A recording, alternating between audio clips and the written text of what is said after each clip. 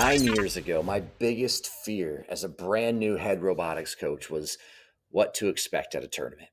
I remember not being able to sleep the night before our very first tournament, partially because of nerves, but also because I didn't want to feel unprepared to lead my kids. The next morning, we woke up, we went to our first tournament, and it was just a whirlwind of emotions and information overload. But we were hooked. What was supposed to be a 2-month season where we only competed at one tournament turned into a 6-month season where we competed in 3 more, got a state bid and got a world's bid, which just jump-started a massive robotics following here in our community. The purpose of today's video is to give you a quick glimpse of what you should expect at a tournament. My hope is that it will at least give you and your students an opportunity to feel more prepared going into your first tournament. So thanks to Jed and Lori Wandlin from Plymouth for allowing me to film your tournament. Check it out.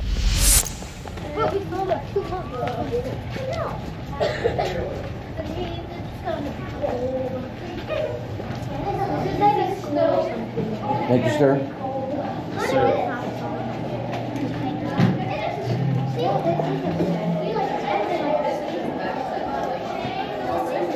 Right there.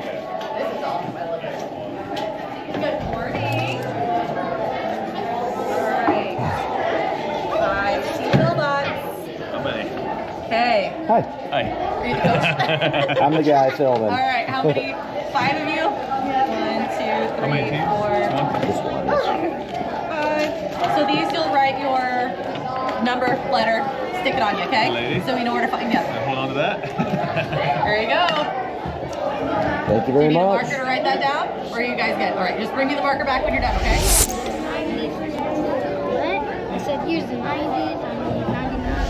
Inspection process is really important. Obviously, if you don't pass inspection, then you cannot compete, or you have to fix your robot to be in compliance so that you can compete for the day. But they don't give you a ton of time to make sure you're in compliance. So a great tip would be to go over the inspection checklist. You can find it on Google. Just simply type in REC Foundation Inspection Checklist for VEX IQ and go over that with your team before your competition. Does anything lift up on it? And you're up?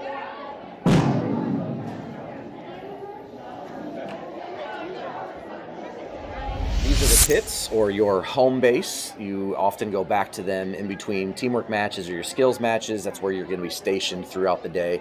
They're often in a cafeteria or the back of a gymnasium, and in this case in Plymouth, then a cafeteria connected to the gymnasium. But this is where your kids will always congregate in between matches. You have enough space, even though it feels crowded, to charge your batteries and to have all your supplies available. This is a team meeting. All the teams and parents and coaches and everybody just congregates in the gymnasium where the tournament will be taking place. And the event partner here, Lori in this case, is just kind of going over all the rules and giving the kids some words of encouragement and just kind of going over all the logistics of the tournament. Usually lasts 5 to 15 minutes long, but it's basically what kind of sets off the tournament. So the audio is kind of bad on this, but try to listen to all the things that Lori says because it's great stuff, great content. If you see someone that needs help, we're going to help each other. Whether it's your first competition or your 4th competition or your 8th competition, we're going to help each other. Put your hands down. Especially if you're new, I want you to understand that we are all robot families. And this is kind of a weird thing to think about. But just like we take care of each other in our families, we're going to take care of each other in robotics. That means that if you're struggling today, and everybody's going to have something they're struggling with, it's okay to ask for help. You can ask other team members, you can ask your coaches, you can ask other teams. We want you guys to leave here today feeling like you did a really great job. And everything that you're going to experience today is kind of crazy. If you've never been to a robot tournament before, it's really chaotic, it's loud, it's busy, and everybody sort of assumes you know what you're doing. So please ask for help if you need it, okay? There's nothing wrong with asking for help. For kids, robotics lasts all the way through college. Look left, look right. These are going to be your teammates. If you're competing against them today, eventually one day, they will probably be your teammates. You got a long road ahead. This is why we talk about robot building. All right, now into the fun announcements for today, the things you need to know to be successful. So the very first thing that you need to know is that we have some amazing volunteers today, but we are not perfect, okay? So we are all working together, and sometimes they might need some help too, okay? But for right now, they're gonna be our experts because they know what to do, and they're gonna raise their hands if they're volunteering today. All right, all these people behind the table, other than Mr. Wanlin and Mr. Hasselblad, are going to be your scorekeepers either for your matches or for skills. So we are going to do things a little differently than you might have seen at other competitions. We're going to have a head scorekeeper at each field, and we're going to have an assistant. So one person will be counting your goals, one person will be counting your passes. We are going to ask you to do us a favor. If you make a pass, we want you to announce it. Pass, pass. We want you to help us so that way we don't miss your passes. Because it's a pretty fast-paced game. The other thing that we're going to do, if you need some help at the field, which means you get shown your score and it's not what you thought it was, we need you to talk to the referee right away, okay? Because once you leave the field and walk away, your match is over, okay? Coaches, if you have questions, please come see me or come see Mr. Wantley. We want students talking to referees. We want parents, coaches, adults talking to adults, okay?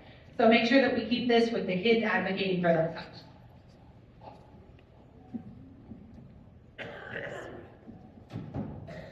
All right, in case of an emergency, we're running a popcorn machine and sometimes our fire alarms are a little picky. Hasn't happened so far. I know, I totally jinxed us. But in case of an emergency, there are a few exits around the gym. We have an exit over there, an exit over here, which leads out to the front parking lot. Our main exit that you came in, all three of those are absolutely an option. Please have a conversation with your students that in an emergency, where are you going to meet? This is something that I really believe in. Make sure you know, because in an emergency, the biggest thing we need to know is, did everybody get out safe? So please make sure you have that conversation with your teams. We will have, at the end of the day, we will take our top 8 alliances. So top 16 teams will go on to finals. We have 3 spots that will progress to state today. We have our 2 teamwork champions, and our excellence award will be awarded as well, which does progress you to state championships. I do want to make sure that you know that our skills table to get started is over here. So you are going to be kind of lining up, if you will, between the pink chairs and the green wall. We do have scorekeepers that will be on throughout the day, and so they will be able to help you get those skill scores in. Remember, 3 driving, 3 autonomous programming. We do have, our schedule right now is set up for a 3-minute match cycle. I'm hoping that we can go a little faster than that. So my plan right now is to run until 11:45. If we get through the matches that were supposed to be posted before 11:45, I would like to work through until 11:45. So please make sure that you're kind of watching your teams, even if it says you're not going to compete until 12:45, make sure that you don't leave for lunch too early. We also are going to see how we're going. If for some reason we get behind, we will run matches through the provided lunchtime. Make sure kids watch the matches, not the time. Your match list sheet will say a specific time for your match. Don't pay attention to that. Pay attention to what number we're calling for. We have placards here. They are flip charts. They have numbers on them. That'll tell you what match we're calling for. We'll have runners that will try and come and get you, but after the morning, if you're not here for the match, we're going to start running matches without you. You've got to be aware of that. You got to make sure that you're on time for your matches. We do have the speaker PA system in the cafeteria this time, so we will announce your team. So let's say you're in, say maybe your team has moved up to the on-deck spot. We're going to announce for you, hey, we need team 1, 2, 3, 4, 5, 6 to field 2. So we are going to announce, we're going to do our best. But again, we are building independence. So coaches, like we said, this goes all the way through college. So we are working hard at getting our kids to follow a schedule, get where they need to be. At the same time, we do want them to compete. Our goal today is that everybody gets 8 matches. Remember that your lowest 2 scores will drop off throughout the day. After 4 matches, 1 will go away, your lowest score, and then it progresses there up to 2 drop scores at the end of 8 matches. All right, I think we are just about ready to get started. It is 9:07, so we are actually a little bit ahead of schedule. One thing I do want to touch on really quickly is just a reminder that this is a student-centered activity. Please make sure parents and coaches, I know that when things get stressful, it is very easy to jump in and kind of help the kids more than what they really need. This is meant for them to learn. It is okay to fail. It is okay to have a bad match. One of the things to remember, you're gonna have really great matches, you're gonna have really bad matches. It's gonna happen throughout life. The really bad time is a good time to be a good teammate. Okay, so if a teammate's having a rough time with a match, or maybe is having a hard time throughout the day, see what you can do to help. See if there's something you can do to make their day better. We want to make sure that we are following the RACF Code of Conduct, which means that we are conducting ourselves in a respectful manner. At no point should we be yelling at each other. We should not be telling other teams, just go sit in the corner. We can do this by ourselves. We are teams and we want to see you work together. Right? And you can't just have a team go sit in the corner. You need some passes. Those are lots of points today. All right, we're gonna go ahead and start a little bit early. Let's plan to have our first match at 9:30. We'll get started a little bit early. If you are a team that has already pre-ordered pizzas and have not yet cleared up that cost, please see our concession stand. If you would like to get a pre-ordered pizza so that way your team has a whole pizza, we do have them for sale in the cafeteria.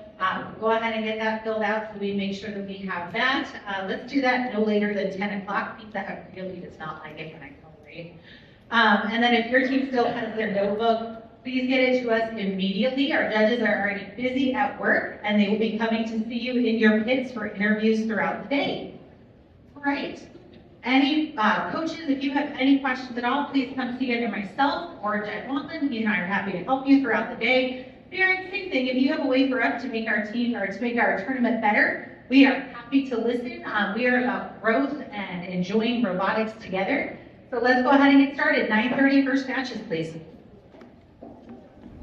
The next 6 clips are their skills runs. Remember, you have 3 autonomous attempts and 3 driving attempts, and you take your best autonomous, your best driver, you add them together, and that's what your overall skills score is. And remember, skills is important. That's what ranks you in the state, and you could get a bid, an invitation to the state championship at the end of the season if you're ranked high enough.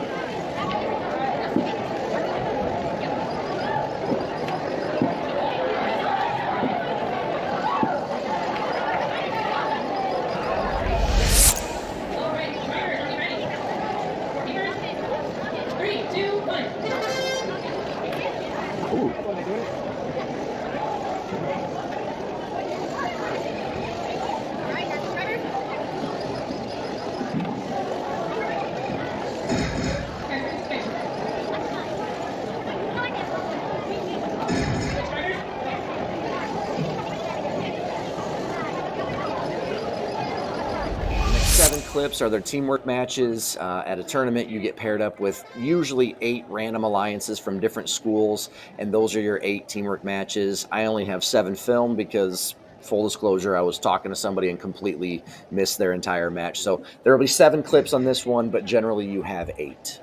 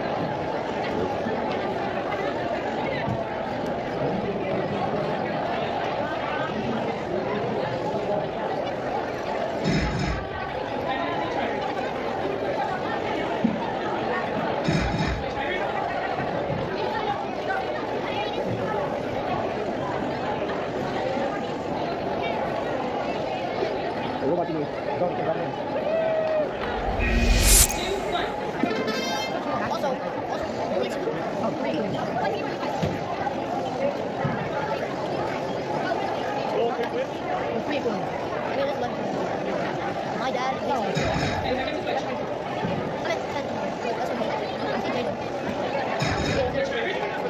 very, very,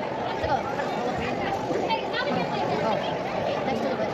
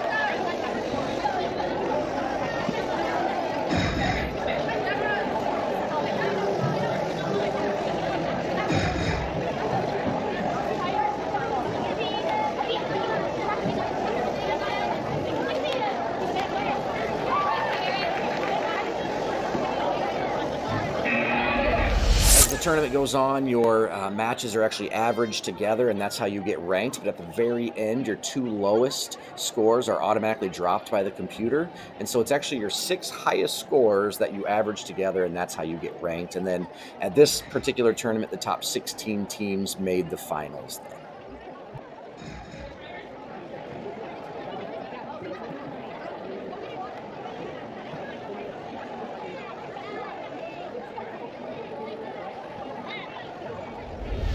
Point during the tournament, the judges will come find your students and just ask them different questions about how they built their robot, how they designed their robot, different problems they had, how they solved them. So it's important for your kids to be able to talk clearly, to show them the different parts of the robots, and just to be confident.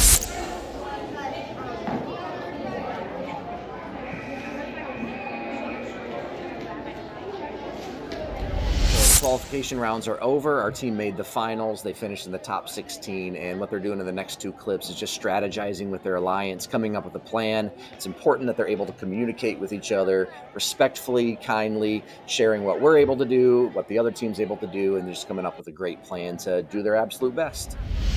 Bottom, you take bottom, we'll take top, okay? After that, one will come in, we'll touch it, you grab it, make bottom, and then the next one, you'll tap it. qualification matches are now done. We're heading to the finals.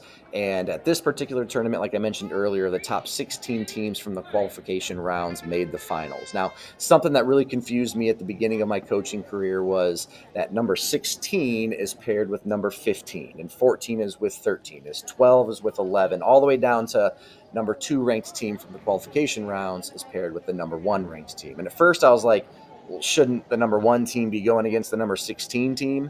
But remember, you're not going against each other. You're working together. You're an alliance. And so one of the perks, one of the benefits of ranking high in the qualification rounds is that you get a highly ranked alliance partner as well.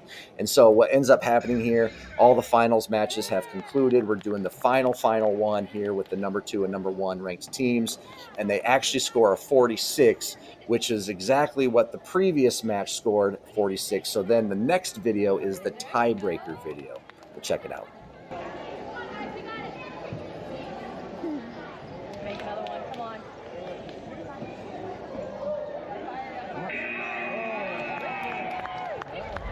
So the other alliance that got a 46, which was a tie, just completed their second run here in the finals because it's a tiebreaker. They got a 27. And so these two teams here, the BelleBots and the team from Plymouth, are going to run their tiebreaker match as well. And all they have to do is beat 27.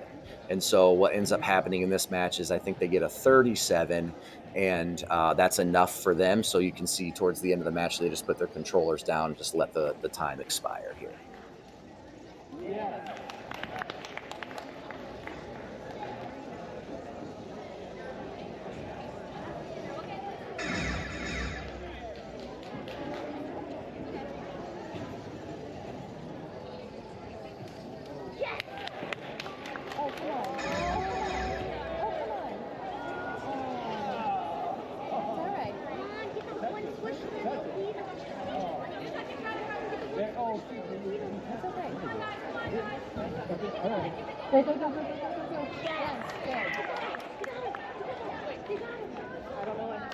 Why aren't they moving?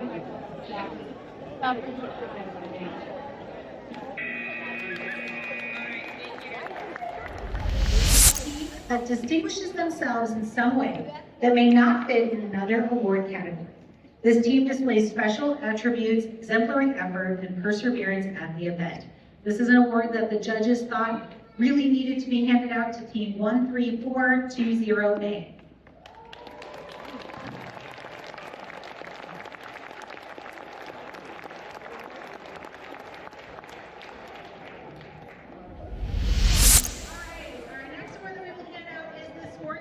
Awards. This is always one of my favorite ones to pass out because at the beginning of the day, we talked about being helpful, we talked about taking care of each other, we talked about being good sports, we talked about helping each other when things are really great, but more importantly, when things don't go really great.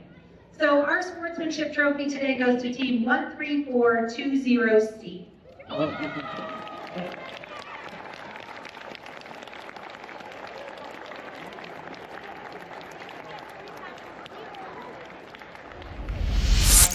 Talent and resources is at the top of the engineering rankings. So that's somebody who took the time to explain their design process, how they problem solve. Team interview demonstrates their ability to explain their robot design and game strategy. And this goes to Team 3-2-1-1-6-A. 3-2-1-1-6-A.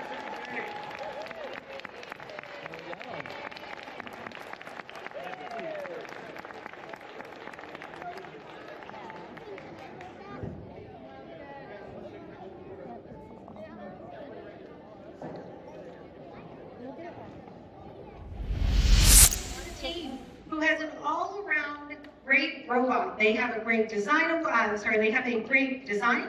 They have executed their design with precision. They've documented their information on how they've built. They've had a great day today because they've been scoring within the top 40% of the tournament in skills and have shown a great interview as well. Our team today that has earned our excellence award is 92633B. Yeah.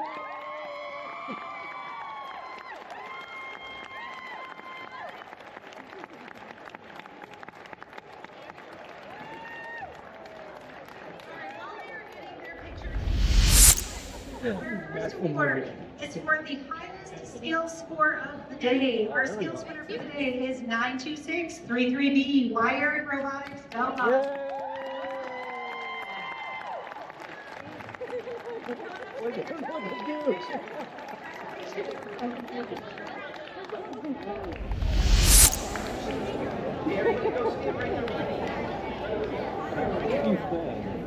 Oh, you know.